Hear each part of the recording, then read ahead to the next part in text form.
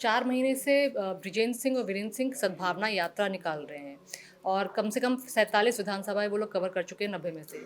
और लेकिन शुरुआत में आदित्य सुरजेवाला नज़र आए थे, लेकिन कांग्रेस का कोई भी बड़ा नेता नज़र नहीं आया। वो कहते हैं कि हमने हर किसी को इनवाइट किया है, कांग्रेस के झंडे को लेकर वो सब विधानसभाओं में जा रहे हैं, लेकिन कांग्रेस का कोई नेता वहाँ पर जुड़ता हुआ नज़र नहीं आता है। To put the facts straight, Aditya Surjewala, बहुत शुरुआत में नज़र आए थे। उसके बाद सुरजेवाला जी नजर आए, मैं और वो इकट्ठे भी गए। उसके बाद कैप्टन अजय यादव, शैलजा जी, कई विधायक, करीबन 18 से 20 जिला कांग्रेस के अध्यक्षगण इस यात्रा से जुड़ चुके हैं। ये बड़ी सामयिक और महत्वपूर्ण यात्रा है।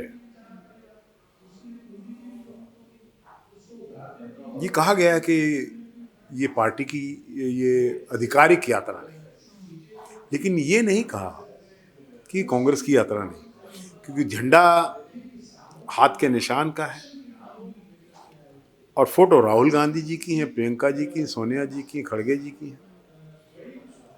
और मुद्दा सामयिक इसलिए है कि 2016 में जो हरियाणा की जो सांस्कृतिक और सामाजिक संरचना को फाड़ दिया गया था, दो फाड़ हो गया था समाज, उसको कोई तो प्रयास करे कि ये एक हो। तो इस बात में कुछ लोग पड़े हुए हैं कि कितनी सफल हो गई है, कितनी नहीं हो गई। मेरा ये कहना है कि सोच अच्छी है, इरादे नेक हैं, और सोच और इरादे जब नेक हों तो उसके नतीजे भी अच्छे आया करते हैं। हरियाणा को बड़ी ज़रूरत थी कि कोई आदमी आगे निकल कर आए और इस बात को लेकर कि भी हरियाणा का जो भाईचारा आपस में बिगड़ा उसको हम ठीक करें। अच्छी बात। सर, यूँ तो कांग्रेस पर कलेबाजी गुटबाजी के आरोप लगते हैं। रणदीप सुरजेवाला गुट अलग थलग नज़र आता है, सैलजा गुट अलग थलग नज़र आता है, एक हुड्डा गुट हो जाता है। लेकिन हाल फिलहाल में हमने कई ऐसे मामले देखे हैं जिसमें बीजेपी में भी गुटबाजी जैसे कुछ उदाहरण नज़र आए। यहाँ पर राव नरबीर की बात कर ली जाए, और दादा गौतम ने भी जाटों को लेकर एक बयान दिया था। उनका हल्का फुल्का अंदाज था, कई हरियाणा के कई लोग उसी अंदाज में भी बात करते हैं। तो कुछ लोग जाट वर्सेस ब्राह्मणों की राजनीति की बात करने लग गए थे। तो आप इसको किस तरह देखते हैं? देखिए, गुटबाजी या अपने प्रभुत्व की स्थापना करने का नियम बनाने वाले लोग हर पार्टी में, मैं बड़ा हूं, इस अहम के साथ जीने वाले लोग को कमी नहीं है। भारतीय जनता पार्टी में भी आप देखते हैं, फरीदाबाद में लड़ाई है, मैं नाम नहीं लूंगा। अहीरवाल में शब्द बाण चल रहे हैं, अहीर वर्सेस अहीर की राजनीति। अहीर वर्सेस अहीर के तीर चल रहे हैं। कहीं और जगह भी निशाने हैं। अम्बाला में एक अलग चिंगारी सुलग जाती है कभी कभी। अहम का टकराव चल रहा है कई जगह। एक एक प्रोजेक्ट के केंद्रीय मंत्री भी और स्टेट के मंत्री दोनों ही उद्घाटन कर देते हैं। सब कुछ हो रहा है उधर भी, लेकिन आपकी मेहरबानी से, आपका मतलब मीडिया की, केवल मात्र कांग्रेस की बात की जाती है। लेकिन इस बार कांग्रेस में महत्वाकांक्षाओं का गेम चल रहा है। चलेगा, हर पार्टी में हुआ कर, नेचुरल भी है। ये थोड़ी है कोई राजनीति कर रहा है उसको महत्वाकांक्षा नहीं है। लेकिन महत्वाकांक्षा से पहले पार्टी को अगर रख लें, कहीं किसी आपकी बात से पार्टी को नुकसान ना हो, इस बात को अगर समझ लें तो कोई गुटबाजी है ही नहीं। हर आदमी का अपना अपना प्रभाव। आपने सुरजेवाला जी की बात, देखिए Surjewala ji is a very young face of the party और आज राष्ट्रीय महत्व पे हैं। और मैं देखता हूँ उनको, वो बड़े संजीदा तरीके से सधे हुए जवान हैं। भारतीय जनता पार्टी में आक्रमण भी करते हैं, अपनी पार्टी का पक्ष भी रखते हैं। उनको बड़ी गंभीरता से लेना चाहिए। Is a well educated man. उन्होंने अपनी जो बात आपने कहा अभी रिसेंटली आप ही के शायद चैनल पे चर्चा हुई है, उन्होंने कई मुद्दों को सार्वजनिक रूप से, देखिए रणदीप जी जैसे बहुत संभल के चलने वाले लोग, इतना उन्होंने कुछ कहा है तो मैं समझता हूँ पार्टी के नेतृत्व को इसको बड़ी गंभीरता से लेना चाहिए। आफ्टर ऑल हम लोग दो दो तीन तीन पीढ़ियों से इस कांग्रेस के साथ बने हुए हैं।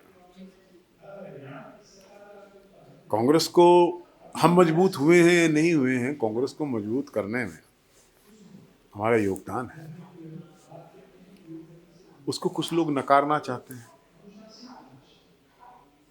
उनका योगदान हो सकता है हमारे से बड़ा हो, लेकिन एक बहुत बड़ी कार के अंदर एक बहुत छोटा कार्बोरेटर भी लगा होता है। आप कोई जितनी बड़ी कार है, कार्बोरेटर क्या होता है, उसके बिना थोड़ी चल जाएगी। इसलिए पार्टी में सबको साथ लेकर चलने वाला नेतृत्व उभरना चाहिए। अभी हमारे अध्यक्ष बने हैं नरेंद्र जी, तो राव साहब का वाणी दोष नहीं है। वाणी दोष बड़ा भयंकर रहता है राजनीतिक व्यक्ति, बड़ी गंभीरता से, बड़े मिठास से। मैं I think is a perfect match to Nayab Singh Saini ji, हमारे माननीय मुख्यमंत्री जी। क्योंकि उनको कहा जाता है कि वो हुड्डा के भी समर्थन में रहते हैं और शैलजा के भी करीबी माने जाते हैं। नहीं, वो पार्टी के समर्थन में रहें, हुड्डा जी के रहें, शैलजा जी के रहें, मेरे उनके छोड़िए, वो पार्टी के एक तो वो विनम्र हैं, जो क्वालिटी मेरे अंदर नहीं है।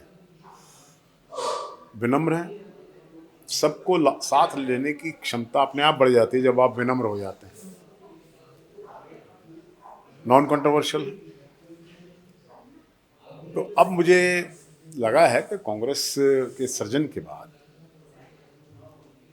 मैं देख रहा हूँ कई मुद्दों पर, चाहे वो हमारा वोट चोरी का मुद्दा था, उस पर बड़े प्रभावी ढंग से हम जमीन पर उतरे।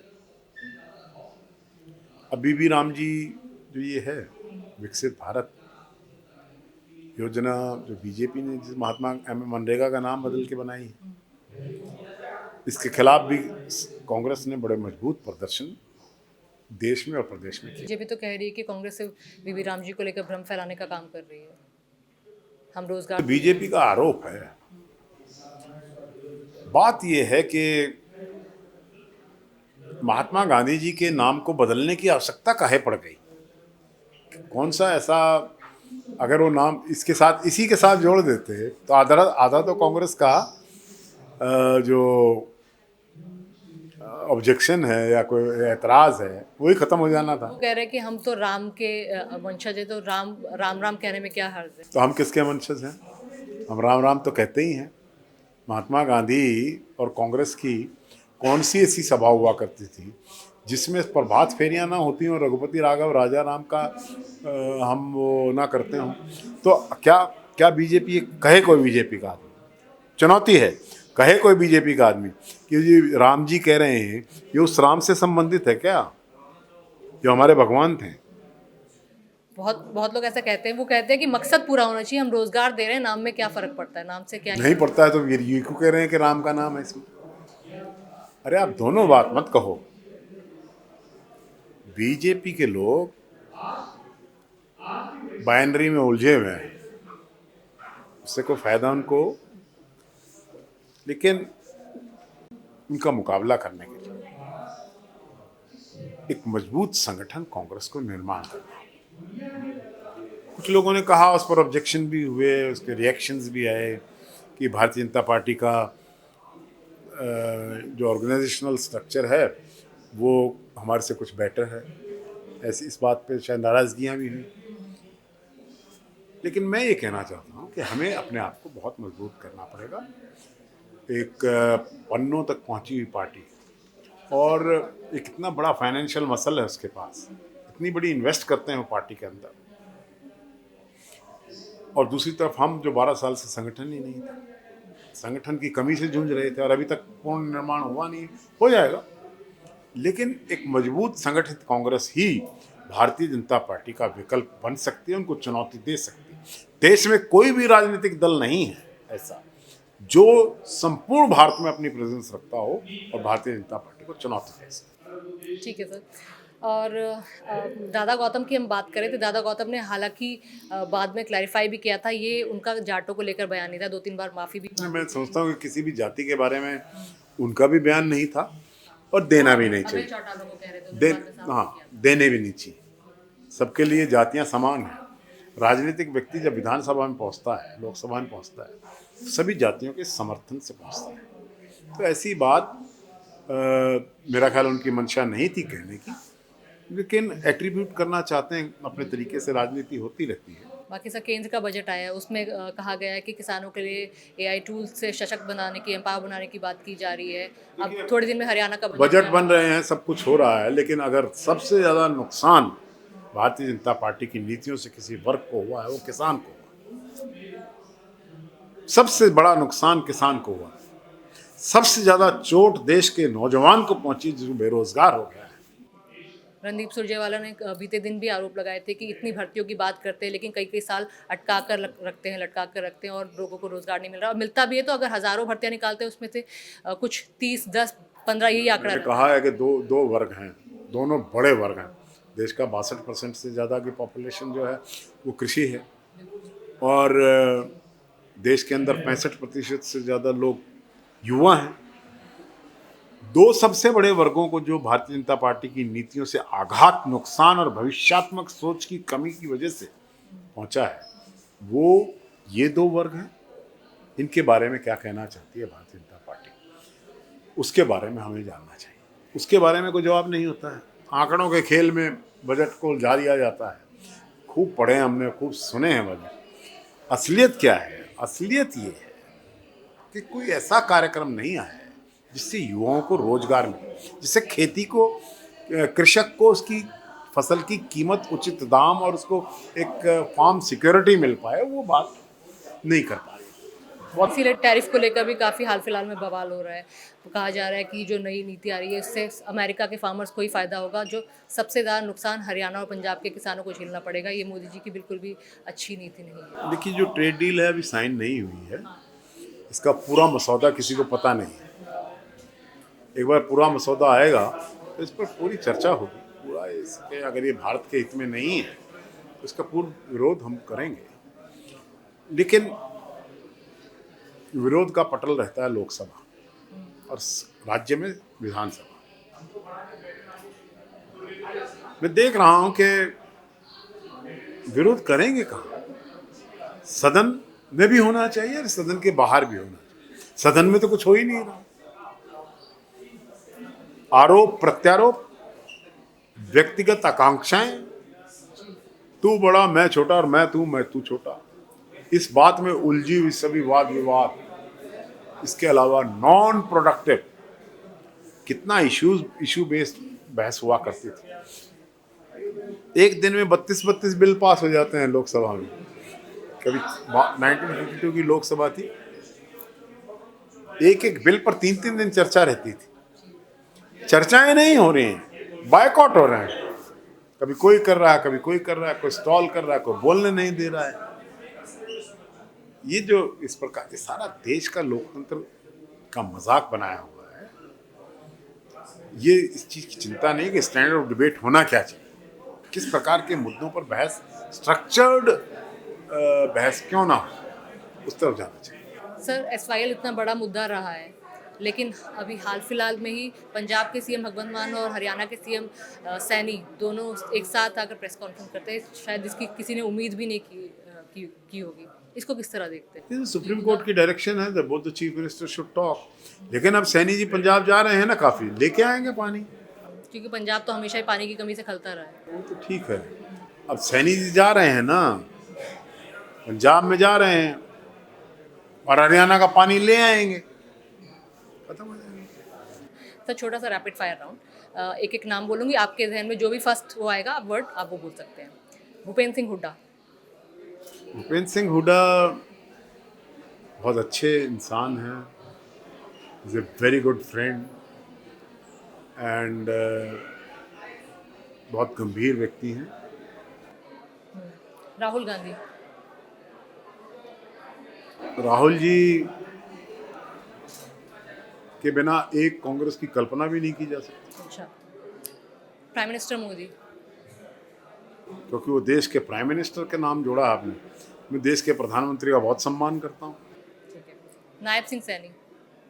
नायब सिंह सैनी, उनकी मुस्कुराहट ही किलर है। किलर मुस्कुराहट है। अच्छा, अभी भी हरियाणा कांग्रेस की कमान क्या सिर्फ हुड्डा के हाथों में ही है? हुड्डा साहब कांग्रेस के एक महत्वपूर्ण नेता हैं, और भी हैं। देखिए, क्योंकि वो 10 साल चीफ मिनिस्टर हैं, he is tallest amongst them. सबसे बड़ा कद भूतपूर्व मुख्यमंत्री होने के नाते हुड्डा साहब का है, और हम उनका सम्मान करते हैं, और जो और नेता उनका भी सम्मान करते हैं, और परस्पर सम्मान की राजनीति से ये कांग्रेस आगे बढ़ सकती है। शैलजा जी का कितना लंबा, she is the 5th term MP, 3 bar union cabinet minister रही हैं। और रणदीप जी की बात करें, क्योंकि आप इन तीनों का ही नाम लेते रहते हैं, बहुत संजीदा है।